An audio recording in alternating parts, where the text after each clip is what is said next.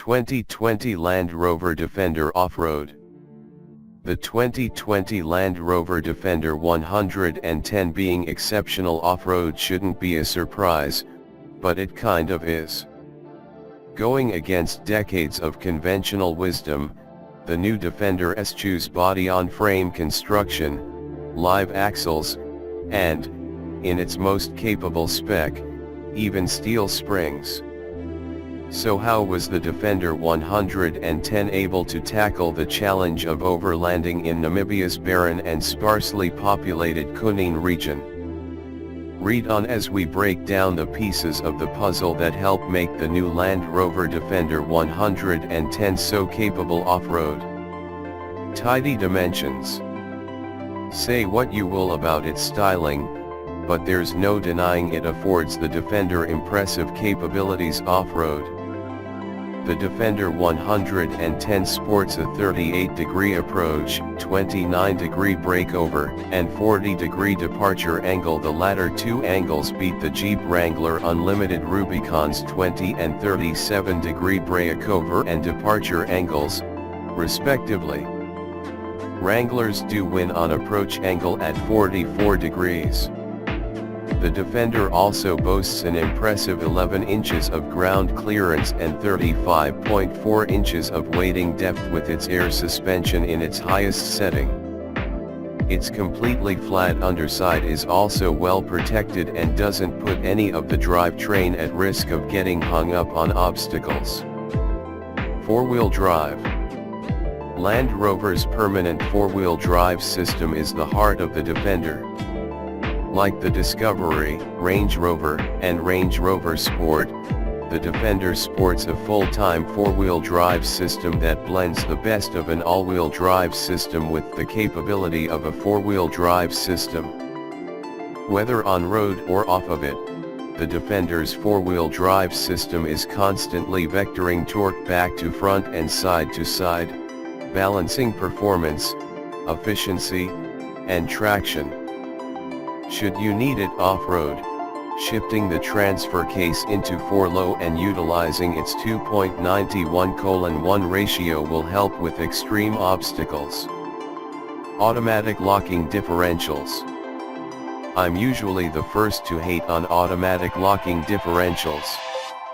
Our old long-term Chevrolet Colorado Z71 Duramax had an auto-locking rear, and I found it slow to actually lock up under moderate off-road obstacles, making the actual act of off-roading harder than it needed to be. So, I was a bit skeptical of the Defender's auto-locking center and rear differentials when hitting the trails in Namibia. Turns out there was no reason for such skepticism. The Defender's two diffs are capable of acting as both limited slip and locking differentials, and they frequently, and more importantly, quickly, lock and unlock while driving. They actually lock and unlock so quickly that you end up using them far more than you would with manual lockers, which could be a minor inconvenience to toggle on and off. The Defender is missing a locking front differential and instead relies on a brake-based electronic differential that automatically grabs the brake of a spinning wheel to force power to the wheel with traction. The system works quickly and effectively, but I wouldn't mind a real mechanical differential for added peace of mind. Air suspension. Air suspensions are usually huge no-nos for off-roading despite the fact Land Rover has been using them for years.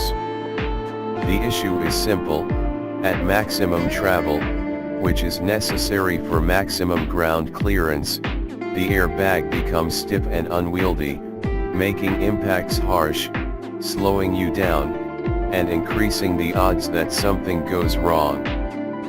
Where the Defender's optional air suspension differs from prior systems is that it uses multiple stages in its long travel air suspension.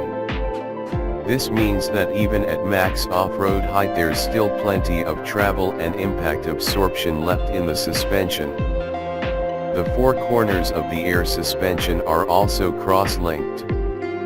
This means that when one corner of the air suspension has fully compressed, It pushes the air to the opposite side of the truck, pushing the wheel down and back on the ground like a live axle vehicle would, thereby increasing traction. Terrain management system. And lastly, tying everything together is Land Rover's Terrain Response 2 system. While it has dedicated modes for different surfaces such as sand or rocks, its auto setting is arguably the best.